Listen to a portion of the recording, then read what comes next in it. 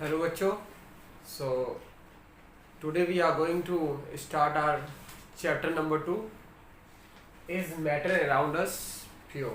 क्या जो मैटर हमारे चारों तरफ है प्योर है? इन चीज़ों की आज हम चर्चा करने वाले हैं. ठीक. अगर आप मार्केट से सामान लेके आते हैं तो उस पर साफ साफ लिखा होता है प्योर वर्ड लिखा होता है. जैसे घी आप लेके आ रहे हैं मार्केट से, मिल्क लेके आ रहे हैं, ठीक है, या फिर कोई भी आप जूस लेके आ रहे हैं तो उस पर ऊपर लिखा होता है this juice is pure, this substance is pure.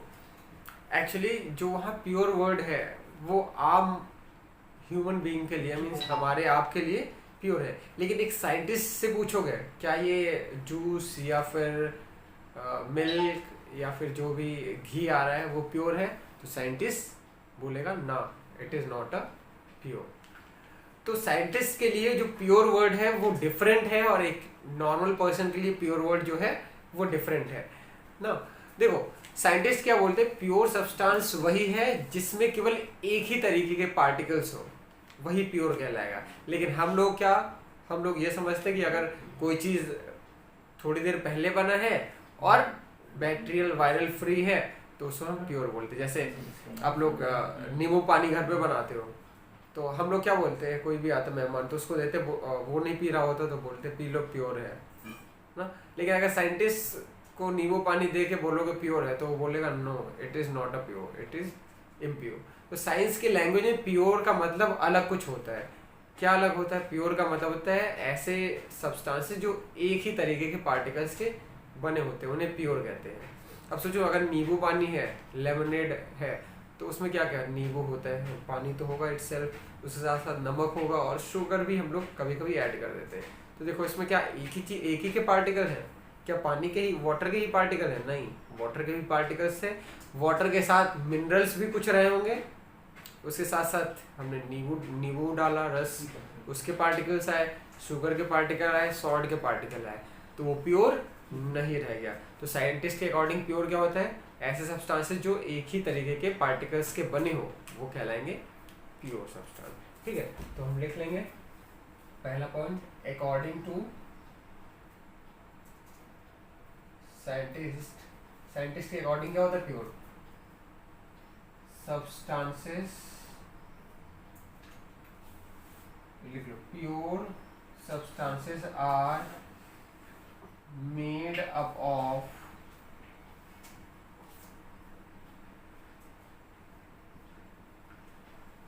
Single type of particles. ठीक है, तो साइंटिस्ट क्या मानते हैं? साइंटिस्ट का मानना है कि प्योर सब्सटेंस वो होते हैं जो एक ही तरीके के पार्टिकल्स के बने होते हैं. इसका सेंस क्या होता है? इसका जो सिंपल सा सेंस है क्या, कि जितने भी कंस्टिट्यूएंट पार्टिकल्स होंगे उनका जो केमिकल नेचर होगा बिल्कुल सेम होगा. जितने भी कॉन्स्टिट्यूएंट पार्टिकल्स होंगे उनका केमिकल नेचर क्या होगा? सेम होगा. तो लिख लेंगे दैट इज, इसका मतलब क्या है, constituent particles have a same chemical nature. मतलब जितने भी कॉन्स्टिट्यूएंट पार्टिकल्स हैं उनका जो नेचर होता है वो कैसा होता है? सेम होता है. ठीक है, देखो यहाँ पे वर्ड आ रहा है कॉन्स्टिट्यूएंट और पार्टिकल्स आपको दिख ही रहा है. तो कॉन्स्टिट्यूएंट्स का मतलब सिंपल सा जिससे बना हुआ है, जिससे भी कोई सब्सटेंस बना होगा तो उसके पार्टिकल क्या बोलेंगे? Constituent particle. जैसे समझो ये मान लेते एक सॉल्ट का क्रिस्टल मार्केट में आता ना, सॉलिड फॉर्म में सॉल्ट, उसका क्रिस्टल है, तो इसके पास छोटे छोटे पार्टिकल्स होंगे. और किसके पार्टिकल्स होंगे? NaCl, NaCl, NaCl, NaCl, NaCl. तो NaCl के पार्टिकल से मिलके बना होगा. ठीक है, अगर मान लेते हैं अपने पास एक आयरन की रॉड है तो इसमें कौन से एटम होंगे, कौन से पार्टिकल होंगे? Fe हर जगह होगा. आयरन का सिंबल क्या होता है? Fe. ठीक है, तो Fe होगा. तो इस सॉल्ट का कॉन्स्टिट्यूएंट पार्टिकल क्या हुआ? NaCl. इस आयरन रॉड का कॉन्स्टिट्यूएंट पार्टिकल क्या हुआ? आयरन. ठीक, कॉन्स्टिट्यूएंट पार्टिकल समझ आया, मतलब ऐसे पार्टिकल जिससे कोई भी सब्सटेंस मिलके बना होगा तो उस सब्सटेंस को क्या कहलाएगा? Constituent particle. इसका कॉन्स्टिट्यूएंट पार्टिकल Fe और इसका Na Cl। बात क्लियर हुई? चलो, तो साइंटिस्ट का मानना प्योर सब्सटेंस सिंगल टाइप के पार्टिकल से बना होगा। हाँ, इसके आगे साइंटिस्ट एक बात और बोलते हैं, क्या बोलते हैं कि दुनिया में जितने भी सब्सटेंस हैं वो ज़्यादातर इम्प्योर है, या फिर बोले ज़्यादातर वो क्या है, मिक्सचर है। ठीक है, तो most of the substances which are present around us are mixture. तो ये पॉइंट भी लिख लेंगे, और ये पॉइंट जो लिख रहे हैं इसको हम समझेंगे भी। Most of the substances are mixture, या फिर बोले इम्प्योर। तो ज़्यादातर जो हमारे चारों तरफ जो सब्सटेंसेस है वो कैसे होते हैं, इम्प्योर है या फिर मिक्सचर है। जैसे एग्जांपल की बात कर लें, सी वाटर, देखो जो समुद्र का पानी है वो भी क्या है, आपको लगता है प्योर, लेकिन वो एक्चुअली है क्या, इम्प्योर। ठीक है, इम्प्योर कैसे, उसमें मिनरल्स होंगे, सॉल्ट होगा, उसके साथ साथ वाटर। अब बताओ क्या एक ही के पार्टिकल है, मिनरल्स तो बहुत होते हैं, तो अलग अलग पार्टिकल वो आ गए, सॉल्ट के पार्टिकल आ गए, और वाटर इटसेल्फ उसके पार्टिकल आ गए, तो एक से ज़्यादा टाइप के पार्टिकल्स हो गए ना, तो प्योर नहीं रहा। तो सी वाटर भी प्योर नहीं है। इसके अलावा मिनरल्स लिख लो, जो सॉइल के अंदर पाए जाते हैं ना, क्या मिनरल प्योर है? नहीं, मिनरल्स बहुत तरीके के हो सकते हैं, ठीक है, एक ही जगह पे, तो वो भी क्या हो गया, इम्प्योर। इसके अलावा एयर की बात करो, मिक्सचर ऑफ गैसेस ना, गैसेस के साथ साथ इसमें डस्ट पार्टिकल भी होंगे, स्मोक के भी पार्टिकल होंगे, तो क्या ये प्योर रहा? नहीं रहा, ये भी क्या है, मिक्सचर है। इसके अलावा सॉइल भी डिफरेंट गैसेस और डिफरेंट मिनरल्स से मिलके बना हुआ, ठीक है, ये भी इम्प्योर है। इवन ड्रिंकिंग वाटर जो है, जो हम पानी पीते हैं, वो भी क्या है, इम्प्योर है। जैसे हम पानी पीते हैं ना, तो क्या समझ के पीते हैं, प्योर समझ के पीते हैं, लेकिन एक्चुअली वो भी क्या है, साइंटिस्ट के हिसाब से इम्प्योर है। तो यहाँ प्योरिटी और इम्प्योरिटी हमारे हेल्थ से रिलेटेड नहीं है। जो हम पानी पीते हैं वो हेल्थ से रिलेटेड हम प्योर इम्प्योर कहते हैं, लेकिन यहाँ पे प्योरिटी और इम्प्योरिटी केमिकल नेचर के बेसिस पे है, ठीक है, केमिस्ट्री के बेसिस पे है। केमिस्ट्री क्या बोलता है कि अगर एक ही तरीके के सब्सटेंस से बना है प्योर कहलाएगा, अगर एक से ज़्यादा सब्सटेंसेस से मिल के बना है और कोई फिक्स रेशियो नहीं है तो वो क्या कहलाएगा, इम्प्योर कहलाएगा। ठीक है, तो ऐसे वाटर, मिनरल, एयर, सॉइल और ड्रिंकिंग वाटर ना, ये सब क्या है, मिक्सचर है। तो हम लोग ड्रिंकिंग वाटर पे आए थे, ड्रिंकिंग वाटर में बात कर रहे हैं। तो ड्रिंकिंग वाटर कैसे मिक्सचर है ये समझते हैं। देखो, जो हम पानी पीते हैं उसमें वाटर के मॉलिक्यूल है, साथ साथ बहुत सारे मिनरल्स भी होते हैं, और वो मिनरल्स हेल्पफुल भी हैं। अगर वो मिनरल्स नहीं होंगे तो शायद हमारी बोन्स, मसल्स, ब्रेन डेवलपमेंट, ठीक है, और हमारे पूरे बॉडी का प्रॉपर ग्रोथ जो है वो भी स्टंटेड हो जाएगा, मतलब रुक जाएगा। ठीक है, ग्रोथ में कमी आने लगेगी। तो इसीलिए जो वाटर है उसमें मिनरल का अमाउंट होना ज़रूरी है। क्लियर? तो ये बात थी किसकी, जो साइंटिस्ट ने बोला था कि मिक्सचर ज़्यादातर सब्सटेंसेस क्या है इस दुनिया में, मिक्सचर है। ठीक, तो ये दोनों बात आपको याद रखनी है।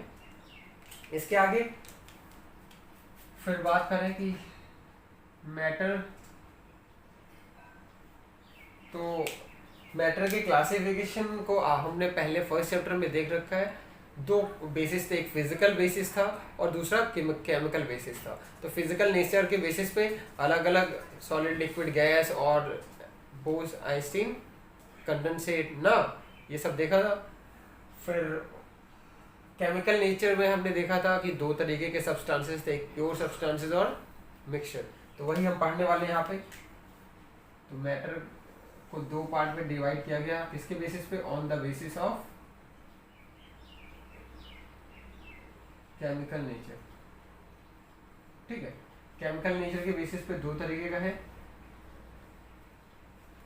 प्योर और दूसरा मिक्सचर, या फिर इसको हम इम्प्योर भी बोल सकते हैं। तो मैटर दो तरीके के होते हैं केमिकल नेचर के बिहेवियर में, प्योर या फिर मिक्सचर। अब प्योर के अंदर दो चीजें पढ़नी होती हैं हमें, एक तो आएगा एलिमेंट और दूसरा कंपाउंड। हिंदी में कहते हैं इसको तत्व, और ये यौगिक। ठीक, मिक्सचर में बात करें तो मिक्सचर में 2 तरीके के मिक्सचर पढ़ने होते हैं, और पहले भी लिख रखा है, कौन कौन से बताओ? होमोजेनियस और अगला हेट्रोजीनियस। ठीक, तो ये इन 2 तरीके की मिक्सचर के बारे में हमें पढ़ना, और इस चैप्टर में ज़्यादातर आपको मिक्सचर के बारे में ही पढ़ाया जाएगा। तो जो एलिमेंट है, कंपाउंड है, कुछ बेसिक चीज़ें हैं उनको हम समझेंगे, फिर हम मिक्सचर की स्टडी करेंगे। ठीक है, तो इसको आप राइट कर लें, फिर हम लोग स्टार्ट करते हैं एलिमेंट से। ओके, सो अब हम लोग स्टार्ट करते हैं एलिमेंट। ठीक, तो सबसे पहले एलिमेंट की हिस्ट्री में जाएंगे, क्या क्या डेफिनेशन आएगी, फिर फाइनलाइज हम एक डेफिनेशन लास्ट में पढ़ेंगे। ठीक, तो सबसे पहले एलिमेंट के बारे में बताया था रॉबर्ट बॉयल ने, एक साइंटिस्ट है रॉबर्ट बॉयल, और इनका नेम अभी आगे आप सुनोगे जब गैसियस स्टेट चैप्टर हम पढ़ेंगे। ठीक है, ये बात है 1661 की। रॉबर्ट बॉयल ने सबसे पहले एलिमेंट के बारे में बताया था 1661 में। क्या बताया था? बताया था एलिमेंट सबसे बेसिक सब्सटेंस होते हैं, मींस इनको फर्दर सिंपलर फॉर्म में ब्रेक नहीं किया जा सकता। ऐसा कुछ डेफिनेशन कहीं और भी आप सुन चुके हो? कहीं सुना आपने? यस, सुना था। डेल्टन ने बताया था कि एटम को फर्दर डिवाइड नहीं किया जा सकता है। ठीक है, एटम बहुत बेसिक है, इससे भी ज़्यादा बेसिक पे है। तो अभी हम पहले सुपरफिशियल पढ़ते, फिर अभी धीरे धीरे एटम की तरफ अगले चैप्टर में जाएंगे। जब अगला इसके बाद वाला चैप्टर आएगा तो वहाँ पे एटम पढ़ाया जाएगा, तो उसके बारे में पढ़ेंगे। अभी तो ये समझो कि एलिमेंट क्या है। ठीक है, फिर एलिमेंट के अंदर एटम होता है, वो पढ़ेंगे। तो एलिमेंट के बारे में रॉबर्ट बॉयल ने बताया कि एलिमेंट ऐसे सब्सटेंस हैं जिनको फर्दर सिंपलर फॉर्म में ब्रेक नहीं किया जा सकता। वो क्या कहलाएंगे? एलिमेंट कहलाएंगे। बात क्लियर हुई? चलो अब आगे बढ़ते हैं। रॉबर्ट बॉयल ने क्या बोला था तो लिख लेते हैं। अकॉर्डिंग टू बॉयल, कहाँ से elements are the substances which cannot be broken down into a simpler form।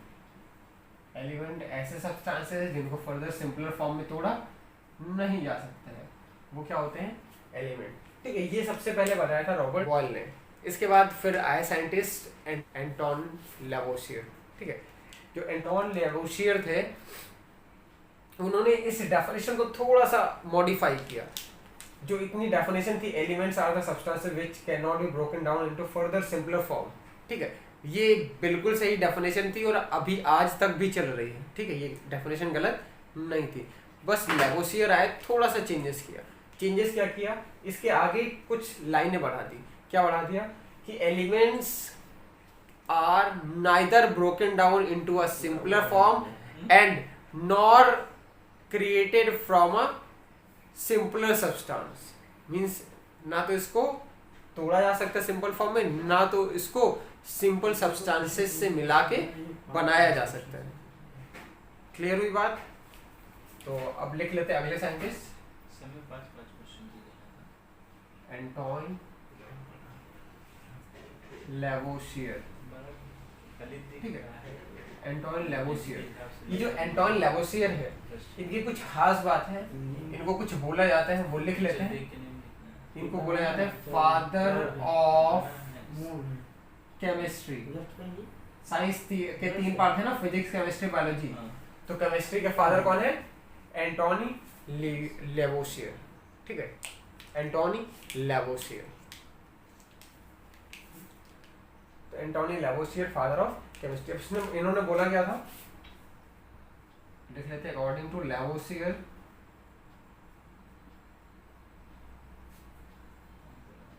Elements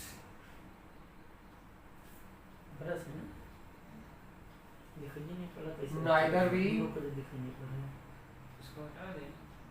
बच्चे कैसे करेगा? broken down into a simpler form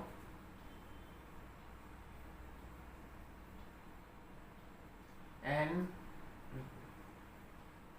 nor be created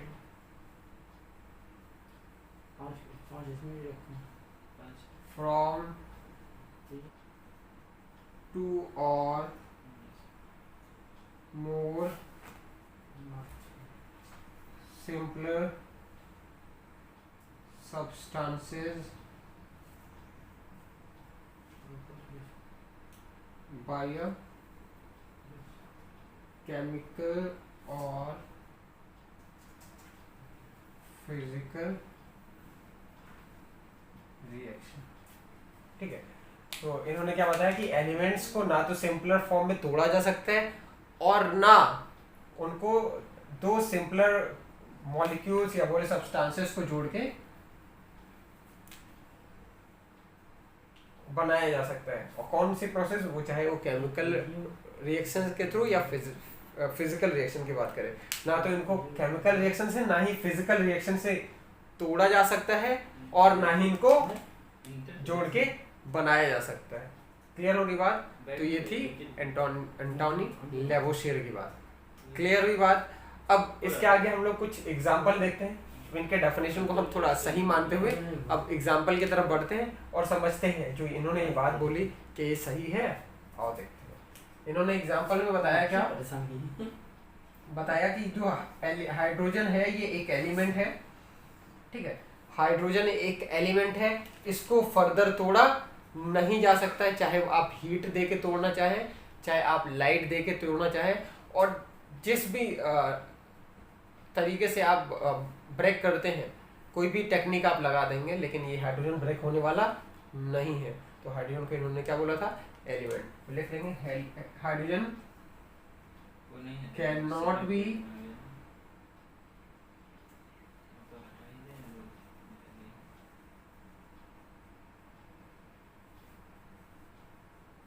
broken down into a simpler form by a heat,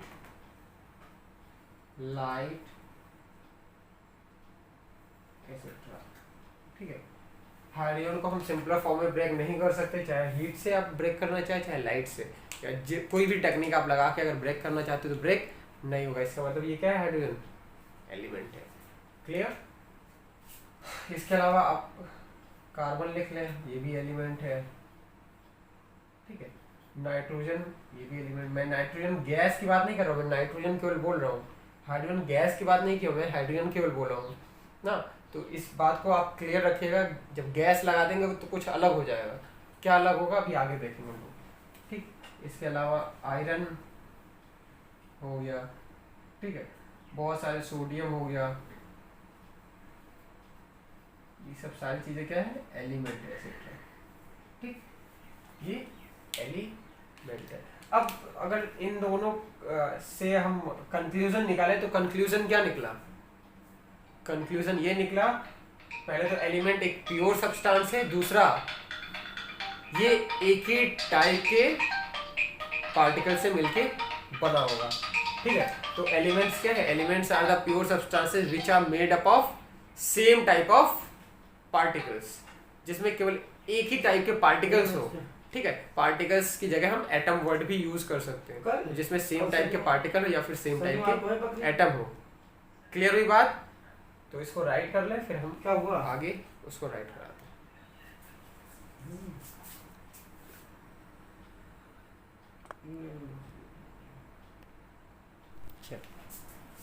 तो अभी मैंने कुछ बताया था आपको, क्या बताया था, कंक्लूजन क्या निकला था, कंक्लूजन ये निकला कि एलिमेंट्स जो है इनको फर्दर स्प्लिट नहीं किया जा सकता। क्लियर?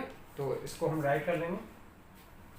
अगला पॉइंट जो है वो क्या निकला, निष्कर्ष जिसे कंक्लूजन बोलते, क्या निकला, और निकला ये एलिमेंट्स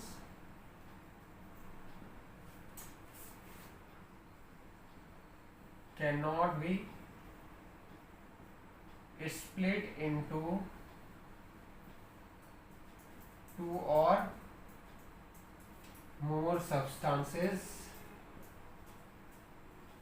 hence अब सोचो अगर एलिमेंट्स को दो या दो से अधिक सब्सटेंसेस में नहीं तोड़ा जा सकता, ठीक है, तो इसका मतलब क्या हुआ, इसका मतलब ये हुआ कि इसमें जो है केवल एक ही तरीके के पार्टिकल हैं, एक ही टाइप्स के पार्टिकल हैं।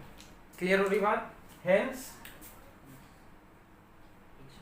इट हैव ओनली मतलब सिंगल मतलब क्या? टाइप्स ऑफ पार्टिकल्स, ठीक है। इस प्रकार तो hence it have only single type of particle. इसका कंक्लूजन निकला कि केवल इसके पास एक ही तरीके के पार्टिकल्स होते हैं। क्या बात क्लियर हुई? पक्का? जैसे कि एक आयरन का रॉड जस्ट ले लो आप और इसको ब्रेक करो, ठीक, ब्रेक करने के बाद अलग अलग कर दोगे तो फर्दर ये दो सब्सटेंस आपको लगेगा कि एक ही लगेगा। अगर नेचर के बेसिस पे देखोगे तो वो भी आयरन है और वो भी आयरन है, ठीक है, ये भी आयरन है और ये भी आयरन है, तो दो सब्सटेंस में विभाजित नहीं किया जा सकता है। मतलब ये क्या है? एक एलिमेंट है। ये क्या है? एलिमेंट है। बात क्लियर हुई? पक्का? चलो आगे बढ़ते हैं। तो ये एलिमेंट की बात थी, ठीक है, और एलिमेंट में ये निष्कर्ष हमने निकाल लिया कि एलिमेंट एक ही तरीके के पार्टिकल से मिलकर बने होते हैं। कैसे होते हैं? डेफिनेशन से पूरी बातें समझ में आ गई। तो अगली जो एक अच्छी वाली डेफिनेशन जो किताबों में लिखी होती है उसको हम लिख लेंगे। क्या लिखेंगे? एलिमेंट सब हेडिंग डाल के छोटा सा, इसकी जो मेन किताबों में डेफिनेशन लिखी होती है, क्या एलिमेंट्स के लिए लिखा होता है pure substances which are made up of single type of atoms, ठीक है।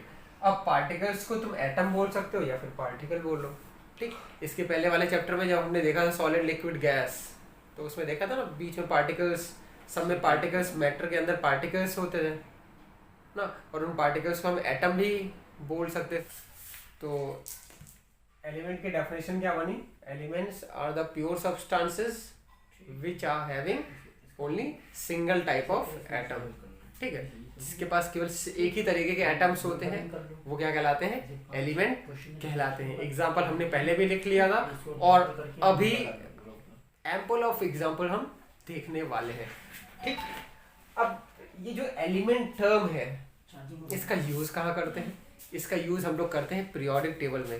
पीरियोडिक टेबल आपको शायद याद हो, कुछ लोगों को बनाना भी आता है। उसमें देखा होगा एलिमेंट्स भरते थे ना, एलिमेंट्स भरते थे ना,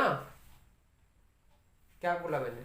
एलिमेंट्स, उसमें जो लिखे होते हैं वो सारे क्या लिखे होते हैं? एलिमेंट लिखे होते हैं, मतलब सिंगल टाइप के एटम होते हैं उसमें। जैसे हाइड्रोजन लिखना है तो केवल सिंगल लिखोगे, ठीक है, सोडियम लिखना है तो केवल Na लिखोगे ना, कभी दो नहीं लगाओगे, दो या तीन नहीं लगाओगे।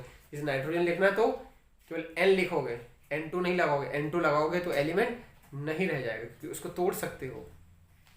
क्लियर हो रही बात? तो अभी हम लोग बहुत सारे एलिमेंट्स देखने वाले हैं, ठीक है।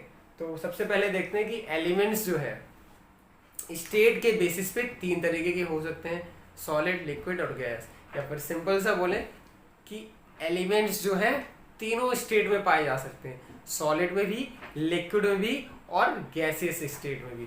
तो जितने भी एलिमेंट है ये तीन स्टेट जो अपने हैं उन तीनों स्टेट में ये एग्जिस्ट करते हैं। समझ आ रही बात? तो हम लोग लिखते हैं अगला पॉइंट क्या है? Elements exist in all three states, that is solid, liquid और गैस। मीन्स एलिमेंट जो है तीनों स्टेट में पाए जाते हैं, सॉलिड, लिक्विड और गैस। अब अलग अलग एलिमेंट है, अलग अलग है, तो ये बात आपको समझ में आई। हम एक एलिमेंट की बात नहीं कर रहे, जितने भी एलिमेंट है उसमें सॉलिड, लिक्विड और गैस तीनों फॉर्म में वो पाए जा सकते हैं। कुछ सॉलिड में पाए जाएंगे, कुछ लिक्विड में, कुछ गैस में। ठीक, और मैंने एक टर्म बताया कि जो पीरियोडिक टेबल में हम भरते थे वो क्या होते थे, एलिमेंट्स ही होते थे, एलिमेंट्स को ही लिखा जाता है। और कितने एलिमेंट्स पीरियोडिक टेबल में लिखे जाते हैं वो है 118, और 118 एलिमेंट्स ही अभी तक डिस्कवर हुए हैं। ठीक है, तो लिख लेंगे 118 एलिमेंट्स। ठीक है, इसको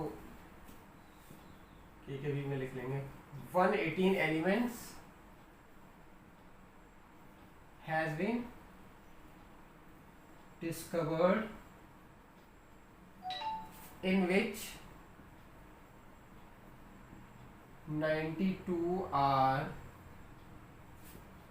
natural and 26 are man-made। मतलब 118 एलिमेंट्स अभी तक डिस्कवर हो चुके हैं। ठीक है, जिसमें से 92 जो है वो नेचुरल है, नेचर में पाए गए, नेचर से खोज के निकाला गया। 26 जो है इनको लैब में प्रिपेयर किया गया। ठीक है, तो 118 एलिमेंट्स पूरे पीरियोडिक टेबल में है। और इसको याद कैसे रखोगे, देखो एलिमेंट ऐसे ई लिखा ना, ई को अगर थोड़ा सा कर्व करो कौन सा डिजिट बन जाएगा, 8, आगे 2 डंडे लगा देना, कितना हो जाएगा 118। तो ऐसे याद कर सकते हो। ठीक, तो 118 एलिमेंट्स डिस्कवर्ड है, 92 नेचुरल है, बाकी 26 मैन-मेड। क्लियर हुई बात। तो एलिमेंट्स तीनों स्टेट में रह सकते हैं, सॉलिड, लिक्विड और गैस में। तो इतने एलिमेंट हैं इसमें, इन 118 में कुछ सॉलिड होंगे, कुछ लिक्विड होंगे, कुछ गैस होंगे। कितने सॉलिड, कितने लिक्विड, कितने गैस, तो याद रखेंगे, बता दे रहा हूं। देखो लिक्विड, गैस, सॉलिड, 5 लिक्विड हैं, 11 गैस हैं, बाकी जितने बचे सारे क्या है, solid. All other are solid. ठीक है, 5 लिक्विड, 11 गैस और जितने बचे वो सारे क्या है, सॉलिड।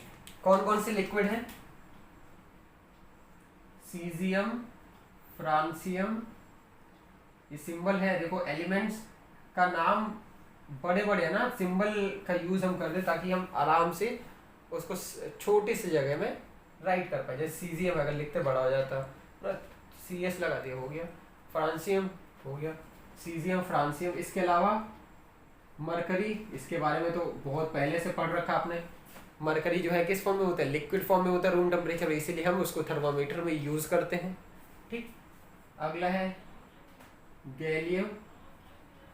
ठीक, तो गैलियम भी क्या होता है, लिक्विड होता है, लेकिन रूम टेम्परेचर पे नहीं, 30 डिग्री के ऊपर। रूम टेम्परेचर कितना होता है, जो केमिस्ट्री बोलता है उसको, केमिस्ट्री रूम टेम्परेचर 25 डिग्री मानता है। ठीक है, लेकिन जो ये Hg है ये रूम टेम्परेचर पे लिक्विड रहता है। ये तीनों रूम टेम्परेचर से थोड़ा ज़्यादा, मतलब लगभग 30 डिग्री के ऊपर ये भी लिक्विड के फॉर्म में एग्जिस्ट करते हैं। ठीक, और नेचर का अगर रूम टेम्परेचर जो मैंने 25 बोला है, इसको अगर नेग्लेक्ट करो तो नेचर में टेम्परेचर देखो इस समय 37, 38 ऐसे है ना, तो ये सारे एलिमेंट कैसे पाए जाएंगे, लिक्विड के फॉर्म में। क्लियर हुई बात, पक्का। ठीक, तो ये हो गया। और गैलियम का यूज कहाँ किया जाता है, देखो Hg का यूज थर्मोमीटर में किया जाता है, तो समझ में आ गया। जो बॉडी टेम्परेचर मेज़र करना है तब वहाँ कर लेंगे। लैब में कोई भी लिक्विड है वो बॉईल कर रहा है, उसका टेम्परेचर कितना है, कितने बॉइलिंग पॉइंट आया, वो चेक करने के लिए Hg का यूज़ करते हैं। गैलियम का यूज़ हम पायरोमीटर में करते हैं। ठीक है, पायरोमीटर क्या होता है, ऐसा मीटर जिससे हम सन का या फिर कोई भी ज़्यादा टेम्परेचर वाले बॉडी का टेम्परेचर हम मेज़र कर सकें। ठीक, तो गैलियम का इस्तेमाल हम पायरोमीटर में करते हैं। क्लियर हुई बात। इसके अलावा 4 हो गए। अगला है ब्रोमीन। ब्रोमीन भी लिक्विड के फॉर्म में एग्जिस्ट करता है, और ब्रोमीन और ये Hg यही दो रूम टेम्परेचर पे होते हैं। बाकी ये तीनों रूम टेम्परेचर से थोड़ा ज़्यादा टेम्परेचर पे लिक्विड के फॉर्म में एग्जिस्ट करते हैं। क्लियर हुई बात। गैसेस की बात करें तो कितनी गैसें हैं? पहली हाइड्रोजन गैस, ठीक है। हाइड्रोजन एक गैस है, लेकिन उसमें लिखा जाता है हाइड्रोजन का एलिमेंट, हाइड्रोजन गैस H2 के फॉर्म में आएगा। कैसे आएगा? धीरे धीरे सीख जाओगे, तो ऐसे पूरा नाम लिखो तुम। हाइड्रोजन, नाइट्रोजन, ऑक्सीजन, ठीक है, फ्लोरीन, क्लोरीन। ये कितनी गैस हो गई? 5 गैस हो गई। इसके अलावा जितनी भी इनर्ट गैस है, इनर्ट गैस मतलब 8th ग्रुप वाली, हीना, नीना और करीना का एक्सरे, मतलब इनर्ट गैस जैसे कि लिख लेंगे आगे, इधर मैं लिख दे रहा हूँ। इनर्ट गैस में क्या क्या हो जाएंगी? हीलियम, He मतलब helium, neon, argon, krypton, xenon, radon, ठीक है। ये कितने हो गए? देखो 6 और ये 5, कितना हो गया? 11 इनर्ट गैस के ये एग्जांपल है, ठीक। तो ये 5 और ये 6, 11, ये 11 गैसेस है, 5 लिक्विड, और बाकी जितने बचे वो सारे क्या हैं? सॉलिड है। बात क्लियर हुई। तो इतने एलिमेंट हैं जिसमें से बहुत ज़्यादा आपको पढ़ना होगा, 50 एलिमेंट्स के बारे में पढ़ना होता है, ठीक है। बाकी एलिमेंट्स है वो आपके लेवल का नहीं होता, मतलब इंटरमीडिएट तक, मतलब अपने लेवल में नहीं आता। उसके बाद जब आप BSc MSc अगर कोई कर रहा है, PhD कर रहा है, तो वहाँ पढ़ना होता है, ठीक है, वहाँ रिसर्च करनी होती है। तो अभी ये याद रखो, पूरे पीरियोडिक टेबल में 5 लिक्विड है। कौन कौन से? Caesium, francium, mercury, gallium, bromine, ठीक है। जो सिंबल के नेम आपको समझ में नहीं आ रहे हैं, पीरियोडिक टेबल आपके पास होगा, उससे देख लिया। अगर नहीं है तो आप नेट से गूगल पे डालेंगे पीरियोडिक टेबल, उस पर आ जाएगा, उसको कॉपी में बना लीजिएगा। अगर याद है तो बहुत अच्छी बात, उसको रफ कॉपी में बना के फिर में आप बना सकते हो, ठीक। गैस हो गया और ये सॉलिड हो गया। क्लियर हुई बात। तो 118 एलिमेंट्स हैं जो कि सॉलिड, लिक्विड, गैस में एग्जिस्ट कर सकते हैं, ये उनकी बात थी। अब आगे देखेंगे जो एलिमेंट्स है, इनको फर्दर पीरियोडिक टेबल में 3 अलग अलग बेसिस पे क्लासिफाई किया गया। किस बेसिस पे? कि ये एलिमेंट मेटल है, कि ये एलिमेंट नॉन मेटल है, कि ये एलिमेंट मेटलॉइड है। तो फर्दर एलिमेंट्स का क्लासिफिकेशन किया गया किस बेसिस पे? मेटेलिक और नॉन मेटेलिक प्रॉपर्टीज के बेसिस पे। इसको राइट करो, फिर वहीं पे हम बढ़ते हैं, ठीक।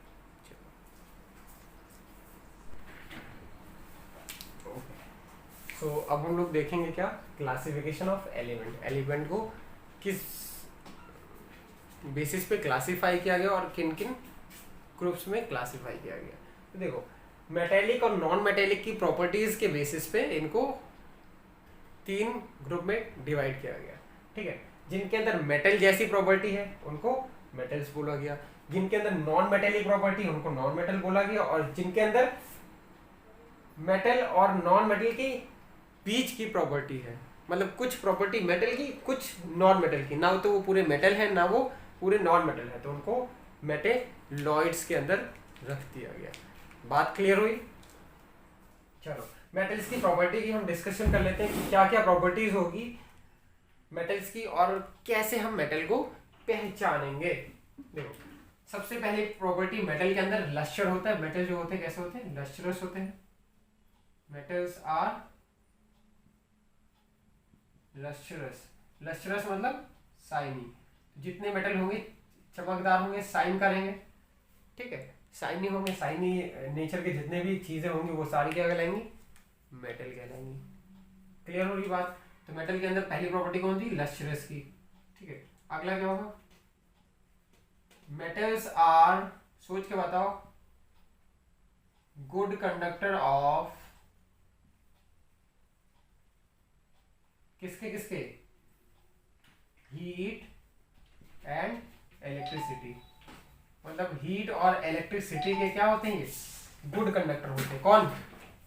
मेटल्स। बात क्लियर हुई? इसके बाद अगली प्रॉपर्टी है, तो मेटल्स जो होते हैं ये क्या होते हैं? डक्टाइल होते हैं। Metals are ductile in nature. Ductile मतलब इनको पिघला के वायर के फॉर्म में बनाया जा सकता है। ठीक है, ठीक है। तो metals are ductile in nature, यहां लिख लेंगे can be drawn into a wire, मतलब इनको मेल्ट करके वायर के फॉर्म में बनाया जा सकता है। ठीक है, और सबसे ज़्यादा डक्टिलिटी होती है गोल्ड के पास, मतलब अगर गोल्ड 1 ग्राम मिल जाए तो उस 1 ग्राम गोल्ड से आप 1 किलो, लगभग 1 किलोमीटर का वायर बना सकते हो। ठीक है, तो सबसे ज़्यादा डक्टाइल नेचर किसके अंदर होता है? मेटल्स में भी गोल्ड के पास होता है। इसके बाद अगले पॉइंट पे आए, metals are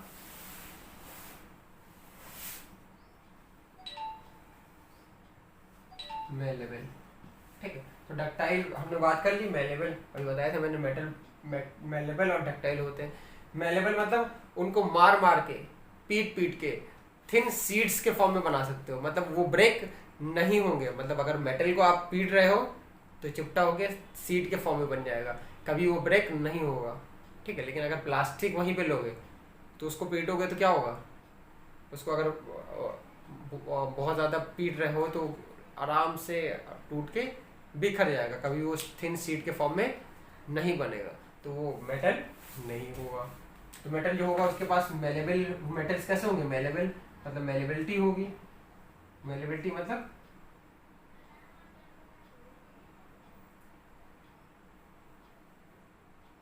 can be beaten in form of seed, मतलब सीड के फॉर्म में उनको पीटा जा सकता है, सीड बनाया जा सकता है पीट पीट के। ठीक है, इसके बाद अगली प्रॉपर्टी की बात करें तो जो मेटल्स हैं, मेल्टिंग पॉइंट और बॉइलिंग पॉइंट देखें तो मेल्टिंग और बॉइलिंग पॉइंट इनका बहुत ज़्यादा होता है।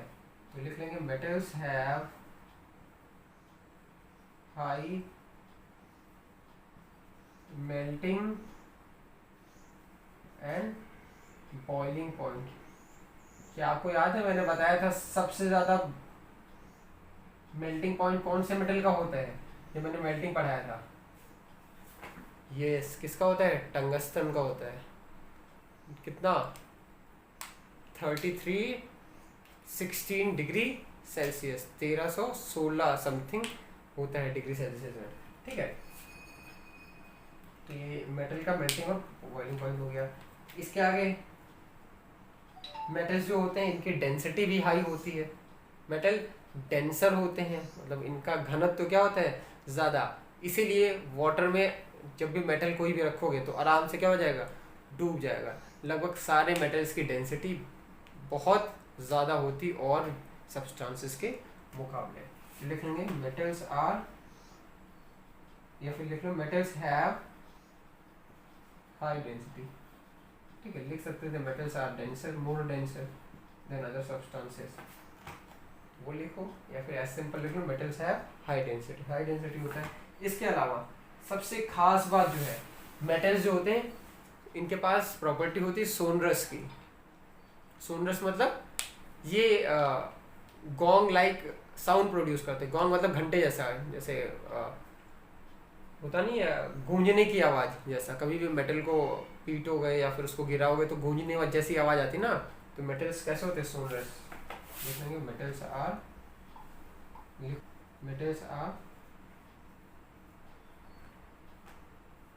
Sonorous in nature. मेटल कैसे होते हैं? सोनरस होते हैं नेचर में। ठीक है, सोनरस समझ में आ गया होगा, मतलब ये कैसे प्रोड्यूस करते हैं? गोंग लाइक, घंटे जैसी आवाज़ प्रोड्यूस करते हैं। तो ये बात थी किसकी? मेटल्स की।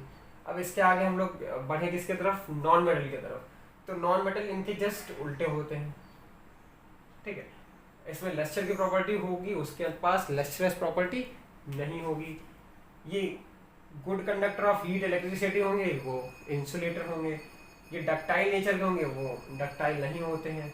ठीक है, और ये मेलेबल होते हैं, वो मेलेबल नहीं होते हैं, वो इजिली ब्रेक हो जाते हैं, पीटो के ब्रेक हो जाएंगे।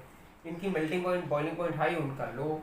इनका डेंसिटी हाई, उनका बहुत हाई नहीं होता है। ठीक है, लो डेंसिटी वाले होते हैं, इनके अंदर सोनरस प्रॉपर्टी है, उनके अंदर सोनरस प्रॉपर्टी नहीं है। ठीक, मेटलॉइड की बात करें तो मेटलॉइड ना तो पूरे लस्ट्रस होंगे ना तो पूरे नॉन लस्ट्रस होंगे। ठीक है, मेटलॉइड जो है ना तो गुड कंडक्टर होंगे और ना इंसुलेटर होंगे। मतलब अगर तुम करंट मेटलॉइड से पास करोगे तो कुछ अमाउंट में करंट पास होगा। ठीक है, समझ आ रहा है नहीं आ रहा है? वहीं प्लास्टिक से पास करोगे तो नहीं होता है, इसीलिए स्विचेस किसकी होती हैं, प्लास्टिक की होती हैं।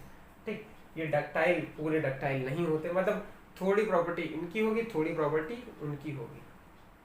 क्लियर हो रही बात? और कभी भी एग्जाम में आएगा तो आपसे मेटल और नॉन मेटल के कैरेक्टरिस्टिक फीचर्स पूछे जाएंगे, और ये 10th क्लास के बोर्ड का पेट क्वेश्चन है, हमेशा पूछा जाता है मेटल और नॉन मेटल में डिफरेंस, तो इसको याद रखिएगा। बात क्लियर हो रही है? नॉन मेटल में लिख लेना जो भी प्रॉपर्टी है। ठीक है, एग्जाम्पल लिख लो। एग्जाम्पल क्या क्या हो सकता है? देखो, ज़्यादातर लगभग 80% एलिमेंट्स जो पीरियोडिक टेबल में है वो मेटल है। ठीक है, उसके अलावा लगभग 19% आपके नॉन मेटल और 1% मतलब 1% से भी कम आपको मेटलॉइड्स मिलेंगे। क्लियर हो रहा है? लिख लेंगे। एग्जाम्पल में क्या हो जाएगा आपका? सोडियम Na, कैपिटल N और स्मॉल a। ठीक है, सोडियम, कैल्शियम, इसके अलावा आपका आयरन, कोबाल्ट, कॉपर, निकल, जिंक, बेरियम, ठीक है, एल्यूमिनियम, ये सब क्या है? मेटल्स है। ठीक, मेटलॉइड में बात करें तो कुछ ही मेटलॉइड होते हैं और उनके नाम याद रखने हैं आपको। क्या क्या? एल्यूमिनियम, ठीक है, और जर्मेनियम के अलावा आपका आर्सेनिक, एंटीमनी, ये सब क्या है? मेटलॉइड्स है। ठीक है, gallium, germanium, arsenic, antimony, Sb मतलब ये क्या है? एंटीमनी। इसके अलावा सिलिकॉन भी हो सकता है। सिलिकॉन, कार्बन फैमिली का सिलिकॉन, अगर लिखना चाहो तो सिलिकॉन का सिंबल ये होता है Si, capital S small i। तो ये मेटलॉइड्स है। अगला है नॉन मेटल में। इसके एग्जांपल जितने भी पी ब्लॉक वाले हैं, अगर याद हो आपको पीरियोडिक टेबल, तो पी ब्लॉक वाले, ज़्यादातर पी ब्लॉक में नॉन मेटल है, ज़्यादातर नॉन मेटल है, कुछ मेटल है और कुछ मेटलॉइड है। ठीक है, तो कौन कौन से हो सकते हैं नॉन मेटल में? कार्बन, नाइट्रोजन, ऑक्सीजन, ठीक है, फ्लोरीन, क्लोरीन, ब्रोमीन, ठीक है, ब्रोमीन भी यार जो लिक्विड फॉर्म में पाया जाता है। ठीक, तो ऐसे भी क्वेश्चन पूछा जा सकता है, कौन सा ऐसा नॉन मेटल है जो लिक्विड फॉर्म में पाया जाता है? कौन है वो? ब्रोमीन ऐसा नॉन मेटल है जो लिक्विड फॉर्म में पाया जाता है। ठीक, आयोडीन, फॉस्फोरस, एसेट्रा। क्लियर? तो ये नॉन मेटल्स के एग्जाम्पल की बात की। जो प्रॉपर्टीज है इसका अपोजिट आप लोग नॉन मेटल में राइट कर लेंगे। और मेटलॉइड्स में बस इतना आप याद रखें क्या, कि मेटलॉइड्स के अंदर मेटल और नॉन मेटल की दोनों की प्रॉपर्टी होती है, ना तो ये पूरे मेटल होते हैं और ना ही ये पूरे नॉन मेटल होते हैं। बात क्लियर हुई? कंडक्टिविटी के नेचर के देखोगे तो ये कैसे होते हैं? सेमी कंडक्टर नेचर के होते हैं, मतलब ना पूरे अच्छे वाले कंडक्टर होते हैं ना पूरे अच्छे वाले इंसुलेटर, इसीलिए सेमी कंडक्टर मतलब आधे कंडक्टर होते हैं। बात क्लियर हुई? पक्का? कोई दिक्कत नहीं। अब हम लोग आगे पढ़ेंगे, एलिमेंट यहीं पे कंप्लीट होता है। आगे जो अगला टॉपिक होगा अपना वो क्या होगा?